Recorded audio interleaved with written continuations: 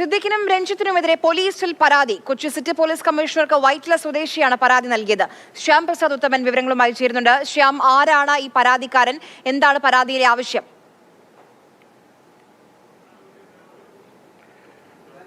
അതായത് നിലവിൽ ഇപ്പോൾ ഈ ആരോപണങ്ങൾ ഇങ്ങനെ ഉന്നയിച്ചതിന് പിന്നാലെയാണ് ഒരു പൊതുപ്രവർത്തകൻ TP അജികുമാർ, വൈറ്റില സ്വദേശിയായിട്ടുള്ള TP Ajikumar Kochi city police കമ്മീഷണർക്ക് ഇത് സംബന്ധിച്ചൊരു പരാതി നൽകിയിരിക്കുന്നത്. പ്രധാനമായിട്ടും ഈ സിദ്ദിഖിനെതിരെ ഉന്നയിച്ചിരിക്കുന്ന ഈ ആരോപണത്തിൽ പറഞ്ഞിരിക്കുന്ന കാര്യം ആ പെൺകുട്ടിക്ക് പ്രായപൂർത്തിയാകാത്ത സമയത്താണ്. അതുകൊണ്ട് തന്നെ പോക്സോ കേസ് ചുമത്തണം എന്ന രീതിയിലാണ് പരാതി നൽകിയിരിക്കുന്നത്. അതോടൊപ്പം തന്നെ രഞ്ജിത്തിൻ്റെ വിഷയവും ഇതിനൊപ്പം അദ്ദേഹം പരാതിയായിട്ട് നൽകിയിട്ടുണ്ട്. അതിലും കേസെടുക്കണമെന്ന ഒരു ആവശ്യം തന്നെയാണ് വൈറ്റില സ്വദേശിയായിട്ടുള്ള അജിമോൻ വ്യക്തമാക്കുന്നത്. നിലവിൽ കൊച്ചി സിറ്റി പോലീസ് കമ്മീഷണർക്കാണ് ഇത് സംബന്ധിച്ച് പരാതി നൽകിയിട്ടുള്ളത്.